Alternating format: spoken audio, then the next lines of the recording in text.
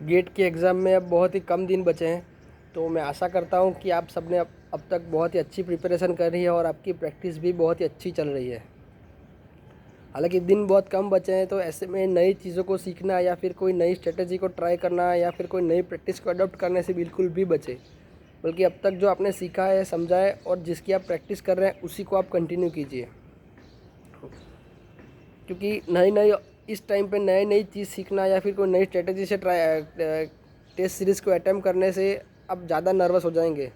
और ये जो टाइम है एग्ज़ाम के आप पहले पहले का, ये थोड़ा नर्वस करने वाला होता ही है। अगर आप थोड़ा बहुत भी नर्वस फील कर रहे हैं तो ये मान के चलिए कि आपने अच्छी तैयारी करी है, क्योंकि नर्वस वही होता है जिसने अच्छी तैयारी करी है, सीरियस होकर तैयारी करी है।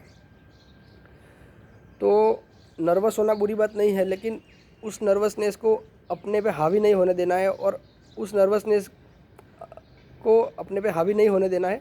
और एग्ज़ाम हॉल में डर और बौखलाहट से बिल्कुल भी बचे, क्योंकि आपने मान लो बहुत ही अच्छी प्रिपरेशन करी है, लेकिन अगर फिर भी आप एग्ज़ाम हॉल में डर जाते हो या फिर बौखलाहट होने लगती है तो आपका पेपर बिगड़ सकता है। तो ऐसे में डर और बौखलाहट से बिल्कुल भी बचे।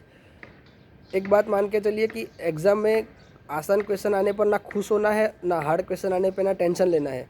दोनों ही चीज़ आपके लिए हानिकारक है, क्योंकि दोनों ही चीज़ में आपका दिमाग का फोकस हट जाता है और आप क्वेश्चन कुछ ना कुछ सिली मिस्टेक हो ही जाता है। तो मान के चले कि क्वेश्चन पेपर आसान हो, कोई क्वेश्चन इजी लगे तब भी उसको उसी पीस ऑफ माइंड से सॉल्व करना है, और अगर क्वेश्चन हार्ड लगे तब भी उसको उसी पीस ऑफ माइंड से ही सॉल्व करना है। क्योंकि अल्टीमेटली पीस ऑफ माइंड से ही आप कम एरर को कम से कम कर सकते हैं। और अभी अभी के टाइम जो है, अभी जो टाइम है वो सीखने का टाइम नहीं है, अब जो प्रैक्टिस करने का है। और जितना प्रैक्टिस किया है उसको मान के चलना है कि हमने अच्छा ही किया है।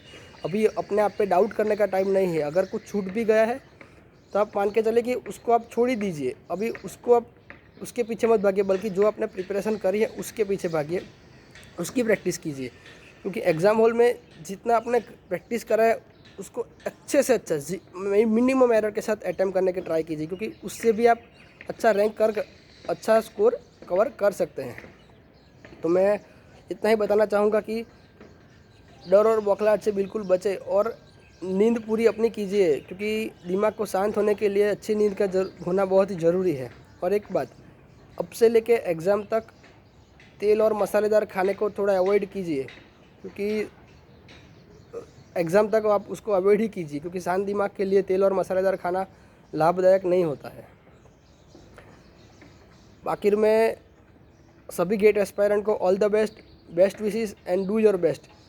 एग्ज़ाम में आप अच्छा ही परफॉर्म करेंगे और आपका अच्छा स्कोर आएगा, ये मान के शांत दिमाग से पेपर दीजिए। All the best, best of luck to all.